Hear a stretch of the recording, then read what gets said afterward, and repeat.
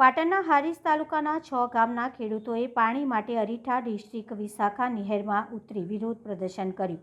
રવિ સિઝનમાં નર્મદાનું પાણી સમયસર ન મળતા પાણી આપોના નારા લગાવ્યા.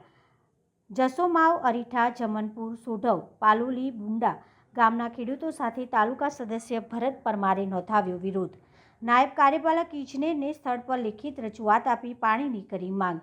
પાણીના અભાવે એરંડા, ઘઉં, તમાકુ, રાયડો, અજમો, જીરું જેવા રવિ પાકોને નુકસાનીની ભીતિ. તાત્કાલિક ધોરણે ખેતીલાયક પાણી નહીં મળે તો ગાંધી ચિંધ્યા માર્ગે ઉપવાસની ચીમકી ઉચ્ચારી હતી. અધિકારીએ એક સપ્તાહમાં ખેડૂતોને કેનાલમાં પાણી આપવાની ખાતરી આપી હતી. રિપોર્ટર મનુભાઈ ઠક્કર. અરીઠા વિશાખા નહેરમાં હાલમાં અંડરગ્રાઉન્ડ ગરનાળાનું કામ ચાલુ છે. આ ગરનાળું છેલ્લા ઘણા સમયથી ચાલુ છે. ગરનાળાનું કામ એકદમ ધીમી ગતિએ ચાલુ છે. તેથી આ વિસ્તારના ખેડૂતોને હજુ સુધી નર્મદાનું પાણી મળ્યું નથી. તે હેતુથી આજે આશરે 4 થી 5 ગામોના ખેડૂતો મળીને કે નર્મદાના કેનાલ પર વિરોધ પ્રદર્શન કરવામાં આવ્યું. ત્યાં નર્મદાના અધિકારીઓને રૂબરૂ બોલાવી લેખિત સ્વરૂપે માગણી કરી કે આ નાળું ટૂંક સમયમાં પૂર્ણ કરવામાં આવે. તેથી તેઓએ ખાતરી આપી છે કે 4-5 દિવસમાં કાં તો અઠવાડિયામાં આ કામ પૂર્ણ કરવામાં આવશે.